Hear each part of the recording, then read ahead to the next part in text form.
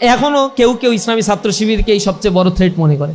যখন আমরা বলছি যে 5 আগস্টের পরে আপনারা এরকম জুলুম নির্যাতন চালিয়েন না, মানুষকে পাথর মেরে হত্যা করিয়েন না, এগুলা নিয়ে কর্মসূচি পালন করি, তখন আমাদেরকে বলে তোমরা রাজাকার, তোমরা আলবদর, তোমরা আশামস, তোমরা স্বাধীনতা বিরোধী, তোমরা গণহত্যাকারী।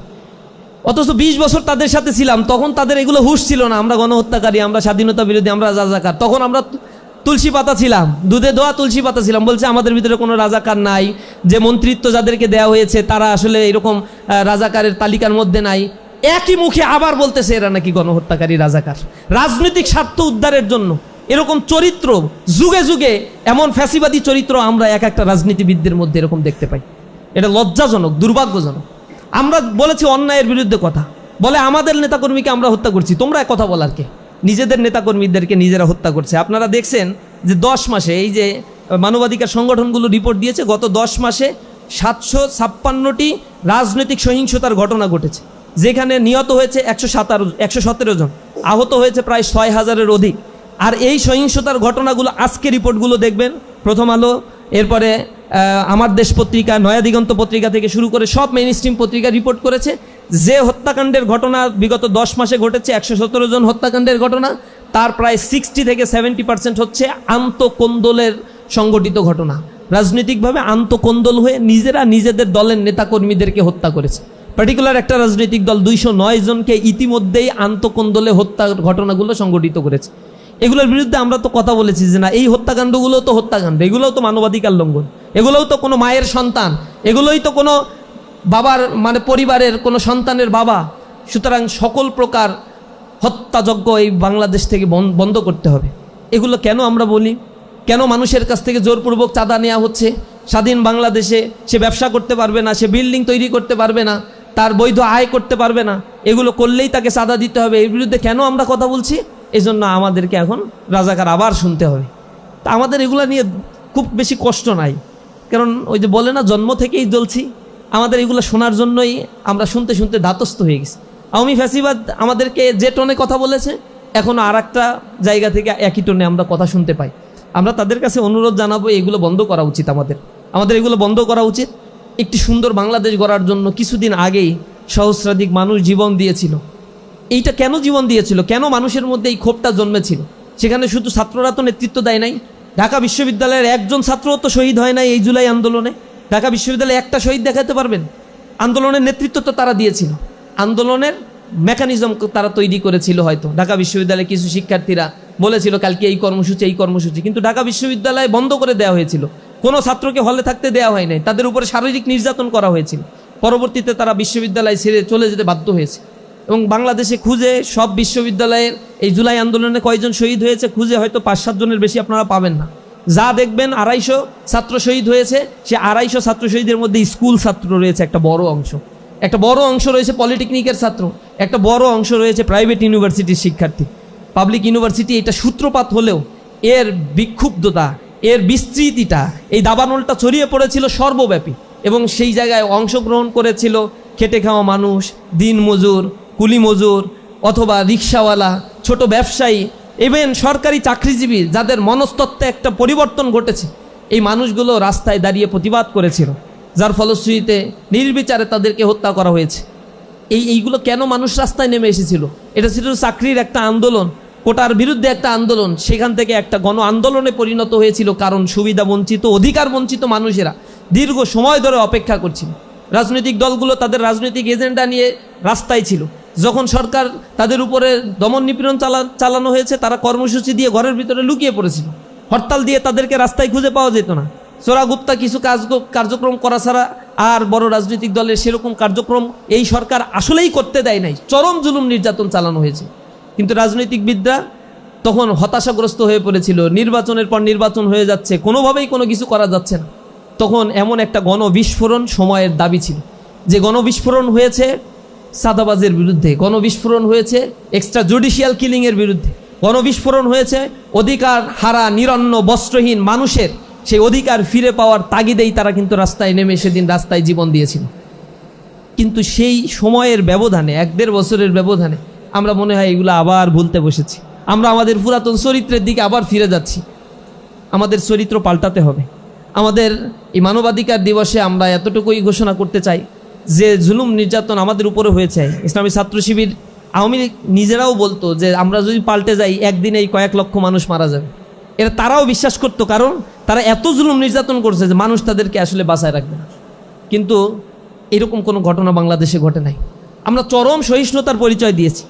আমাদের উপরে যে পুলিশ নির্যাতন করছে, সেদিন পুলিশের সাথে দেখা হয়েছে, সালাম দিয়ে আমি বলছি মনে আছে রিমান্ডে, তখন বলছে ভাই আমার কিছু করার নাই, হ্যান ত্যান অনেক কিছু বলছে।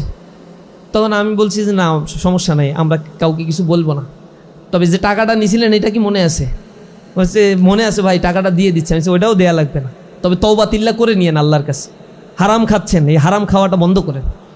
এই জিনিসটা তারা এগুলো করছে, আমরা প্রতিহিংসা দেখাই নাই। আমরা মনে করছি যারা হচ্ছে নির্যাতনের শিকার হয়েছে, ভিকটিম, তার নিজ জায়গা থেকে যদি মামলা করে আমরা তাতে অ্যাসোসিয়েশন করছি, সহযোগিতা করছি। আমরা মনে করি যে এখন যদি আবার সেই মামলা বাণিজ্য দিয়ে মানুষের ভেতরে আবার সেই ভীতিকর অবস্থা তৈরি করা হয়, যারা অন্যায় করেনি তাদের উপরে অন্যায় চাপিয়ে দেওয়া হয়, তাহলে সেটা কাঙ্ক্ষিত হবে না। আমরা দেখেছি সে মামলা বাণিজ্য চলছে, কিন্তু লিগাল যারা দোষী, যারা গণহত্যায় নেতৃত্ব দিয়েছিল, তাদের বিচারের কাঠগড়ায় দাঁড় করানোর জন্য যাদের উপরে দায়িত্ব ছিল ইন্টারিম গভর্নমেন্টের, তারা সেই ফাংশনটা করতে পারে নাই। যার ফলশ্রুতিতে সচিবালয়ে আবার কু হওয়ার ঘটনা ঘটছে, সেখানে আনসাররা বিদ্রোহ করে বসছে, নানা ধরনের আন্দোলন দানা বেঁধে উঠছে। পতিত ফ্যাসিবাদ কিছুদিন আগে পতিত হওয়ার পরে আবার সে অগ্নিসন্ত্রাস করছে, গোপনে হত্যাকাণ্ডের ঘটনাগুলো ঘটাচ্ছে, মানুষকে আবার অস্থিতিশীল করে রাখছে। সুতরাং সরকারের কোনোভাবেই এই দায়িত্ব সে এড়াতে পারে না। সমৃদ্ধ বাংলাদেশ গড়ার লক্ষ্যে সদক্ষ দেশপ্রেমিক নাগরিক তৈরির অঙ্গীকারবদ্ধ প্রিয় কাফেলা বাংলাদেশ ইসলামী ছাত্র শিবির কেন্দ্রীয় মানবাধিকার বিভাগের উদ্যোগে আয়োজিত আজকের 10 ডিসেম্বর আন্তর্জাতিক মানবাধিকার দিবস উপলক্ষে আলোকচিত্র প্রদর্শনী এবং আজকের এই আলোচনা সভার প্রধান অতিথি হিসেবে উপস্থিত রয়েছেন বাংলাদেশ ইসলামী ছাত্র শিবিরের মোহতারাম সাবেক কেন্দ্রীয় সভাপতি, যিনি আওয়ামী ফ্যাসিবাদের আমলে জুলুম নির্যাতনের শিকার হয়ে কারাবন্দী ছিলেন। বুয়েটে ভাইকে প্রচণ্ড পরিমাণে নির্যাতন করা হয়েছিল। আল্লাহ রাব্বুল আলামিন আমাদেরকে সুস্থতার সাথে ভাইকে আমাদের মাঝে ফিরিয়ে দিয়েছেন। এখনো পর্যন্ত সেই ক্ষত বয়ে বেড়াচ্ছে, এখনো পর্যন্ত সেই ট্রমা তার শরীরে রয়েছে। আজকে এই প্রধান অতিথি ইঞ্জিনিয়ার সিরাজুল ইসলাম ভাই সহ অন্যান্য নেতৃবৃন্দ, জাতির জাগ্রত বিবেক, সাংবাদিক বন্ধুগণ, সংগ্রামী উপস্থিতি, আসসালামু আলাইকুম ওয়া রাহমাতুল্লাহি ওয়া বারাকাতুহু। 1948 সালে জাতিসংঘের সার্বজনীন ঘোষণাপত্র অর্থাৎ UDHR এর আজকে 77 বছর পূর্ণ হলো। জাস্ট 2 বছর পরেই অর্থাৎ 1950 সালে 10 ডিসেম্বরকে আন্তর্জাতিক মানবাধিকার দিবস হিসেবে জাতিসংঘ ঘোষণা করে। এর মূল প্রেক্ষাপটটা ছিল বিংশ শতাব্দীতে ঘটে যাওয়া যে ঘটনাগুলো তা মানুষের মধ্যে ব্যাপক ক্ষতের সৃষ্টি করে। বিশেষ করে প্রথম বিশ্বযুদ্ধ, দ্বিতীয় বিশ্বযুদ্ধে কোটি কোটি বনি আদমকে নির্বিচারে হত্যা করা হয়। অক্ষশক্তি কর্তৃক এই হত্যাযজ্ঞ শুরু করা হলেও পরবর্তীতে মিত্রশক্তিরা চতুর্মুখী আঘাত করে বিভিন্ন জায়গায় বাফার স্টেট তৈরি করে জাতিগত নিধন, যেটা এই ইথনিক ক্লিনজিং সংগঠিত করেছিল, জেনোসাইড ঘটিয়েছিল।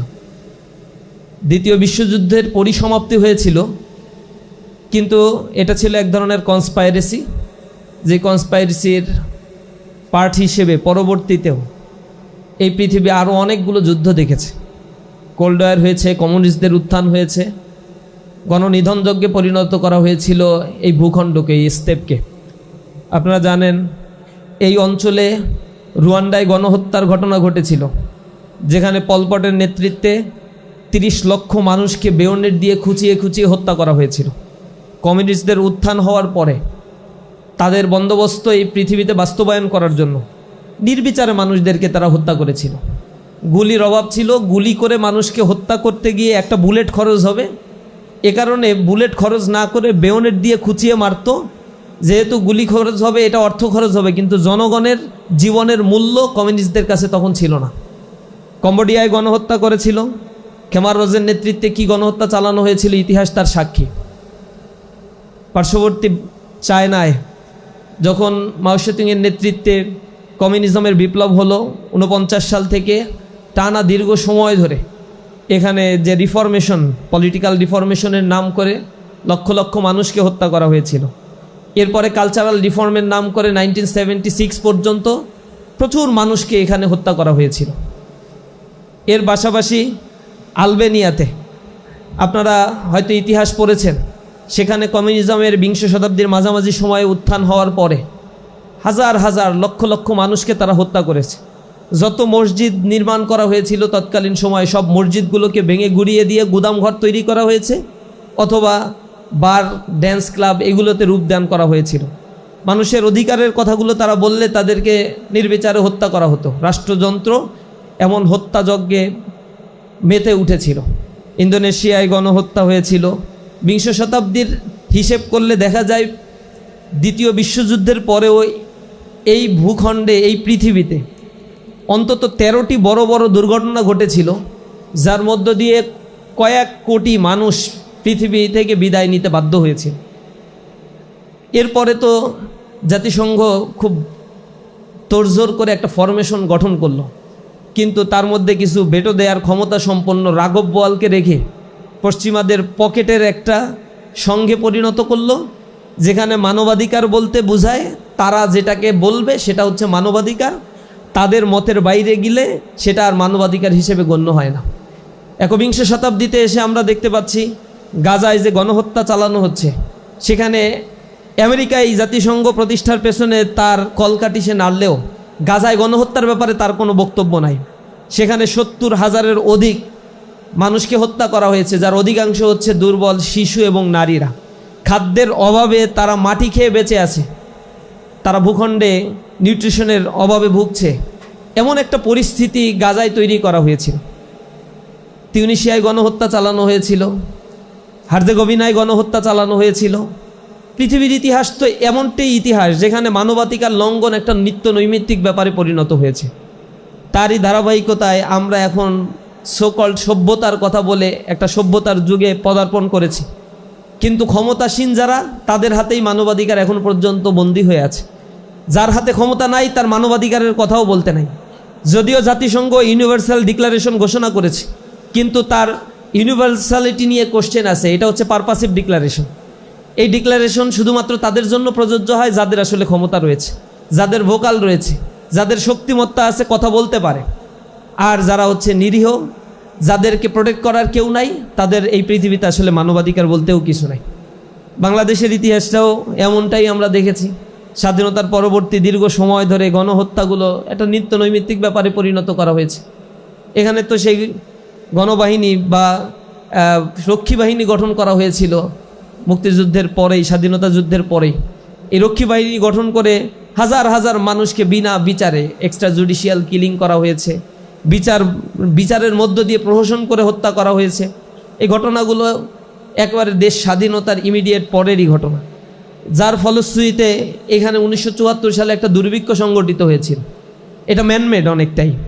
এই দুর্ভিক্ষ স্বাধীন বাংলাদেশে স্বাধীনতার পরে যেভাবে বাংলাদেশকে রিকনস্ট্রাকশন করার দরকার ছিল, সেখান থেকে বের হয়ে গিয়ে লুটপাট করা, মানুষকে শোষণের হাতিয়ার হিসেবে ব্যবহার করা, মানুষকে তার মানবিক অধিকার থেকে বঞ্চিত করা, ব্যাংক লুটপাট করা, এরপরে ক্ষমতাসীন যারা রাজনৈতিক ব্যক্তিবর্গ ছিল ক্ষমতা বাকশাল কায়েম করে নিজেদের কাছে কুক্ষিগত করে রাখা, এমন একটা অবস্থা পরিস্থিতি সেখানে তৈরি করা হয়েছিল।